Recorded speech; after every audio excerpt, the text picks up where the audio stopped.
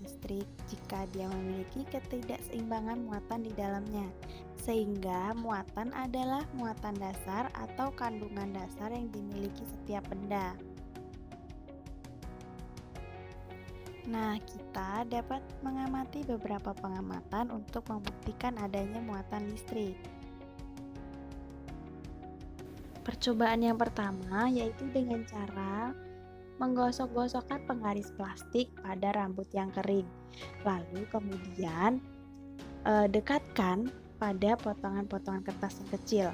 Nah, di situ tuh akan terlihat bahwa potongan-potongan kertas yang kecil tadi akan tertarik ke arah penggaris yang sudah digosokkan pada rambut dan menempel. Namun beberapa saat kertas-kertas tersebut yang sebelumnya menempel akan kembali terlepas dari penggaris tersebut. Mengapa potongan-potongan kertas tersebut dapat menempel pada penggaris? Ini terjadi karena penggaris menjadi bermuatan listrik setelah digosok-gosok pada rambut kering, sehingga mampu menarik kertas. Ketika muatan listrik pada sisir berangsur-angsur hilang, kertas akan terlepas kembali. Selain digosok-gosokkan pada rambut yang kering, bisa digosokkan pada kain wol.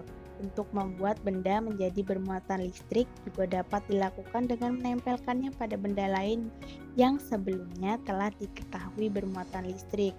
Cara ini disebut dengan cara induksi.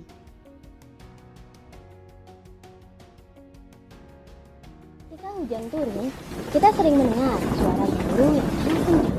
Fenomena tersebut merupakan fenomena alam yang biasa dikenal sebagai petir.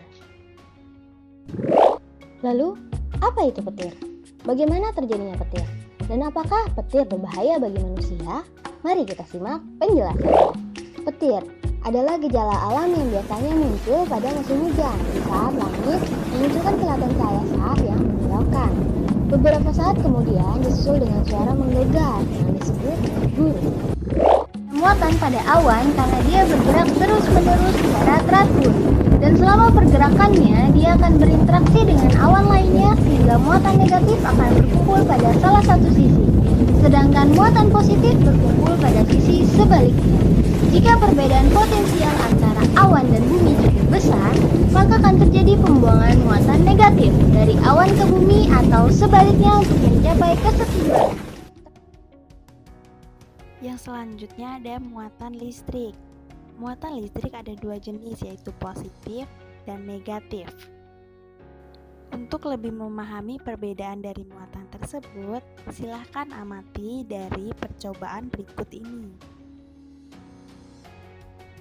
Gosokkan batang kaca pada kain wol, lalu dekatkan batang kaca lainnya yang sudah digantung. Terlihat bahwa batang kaca bergerak menjauhi batang kaca ini. Yang selanjutnya adalah muatan listrik. Muatan listrik merupakan bagian dari partikel-partikel yang membentuk atom satu zat, di mana atom-atom terdiri dari beberapa partikel seperti gambar di bawah ini. Terlihat sebuah atom tersusun dari inti atom atau nukleus yang berisi partikel dengan bermuatan listrik positif yang disebut dengan proton. Di sekeliling nukleus terdapat partikel yang bermuatan listrik negatif yang disebut elektron. Pada keadaan stabil, sebuah atom memiliki jumlah elektron sama dengan proton. Jumlah muatan listrik pada proton dan elektron sama sehingga secara keseluruhan atom bermuatan netral.